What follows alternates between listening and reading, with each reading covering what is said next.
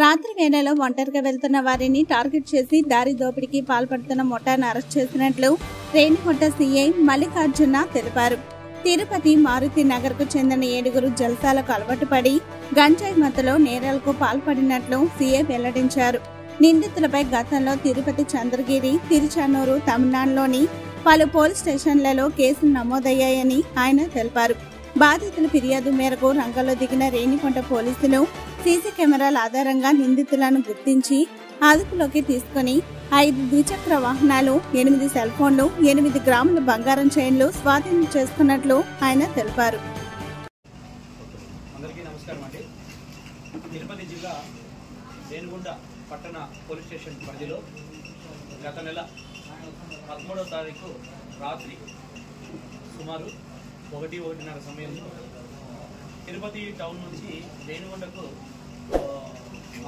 అతని యొక్క 2 వీలర్లో వస్తూ ఉండగా మార్గ మధ్యంలో మన తిరుచానూరు రైల్వే స్టేషన్ వద్ద ఒక 3 వ్యక్తులు అతన్ని ఆపి బెదిరించి కొట్టి అతని వద్ద ఉన్నటువంటి 5,000 రూపాయల డబ్బు, అతని సెల్ ఫోన్ని, అతని మెడలో ఉన్నటువంటి చైన్ని తీసుకెళ్లిపోయినారని చెప్పేసి మాకు పోలీస్ స్టేషన్కి వచ్చి కంప్లైంట్ చేయడం జరిగింది.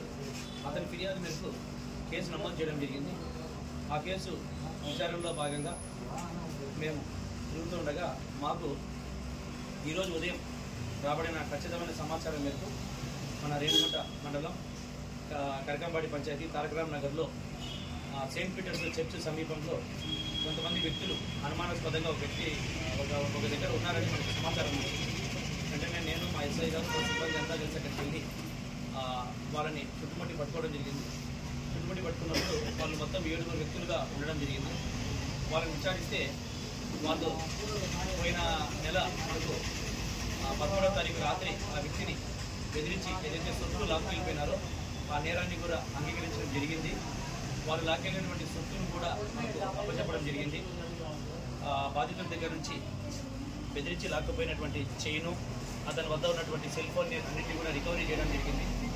తర్వాత వాళ్ళని విచారిస్తే మాకు తెలిసింది ఏంటంటే వాళ్ళు గత కొంతకాలంగా అంటే చాలా రోజులుగా వీళ్ళు తిరుపతి టౌన్లో ఉంటూ వీళ్ళంతా కలిసి ఒక ఫ్రెండ్స్ సాయంత్రం పూట కలుస్తూ మద్యం సేవించి ఏదైనా సినిమాలకు వెళ్ళి సినిమాల నుంచి అయిపోయిన తర్వాత రాత్రిపూట ఎవరైనా తిరుగుతూ ఉంటే సింగిల్గా కానీ లేకపోతే ఎవరైనా డబుల్గా తిరుగుతూ ఉంటే ఏదైనా అవుట్స్కట్స్లో ఐసోలేటెడ్ ప్లేసెస్లో ఏదైనా తిరుగుతూ ఉంటే వాళ్ళని బెదిరించి వాళ్ళ వద్ద ఫోను, డబ్బులు ఇవన్నీ లాక్కొని పోతూ ఉన్నారు.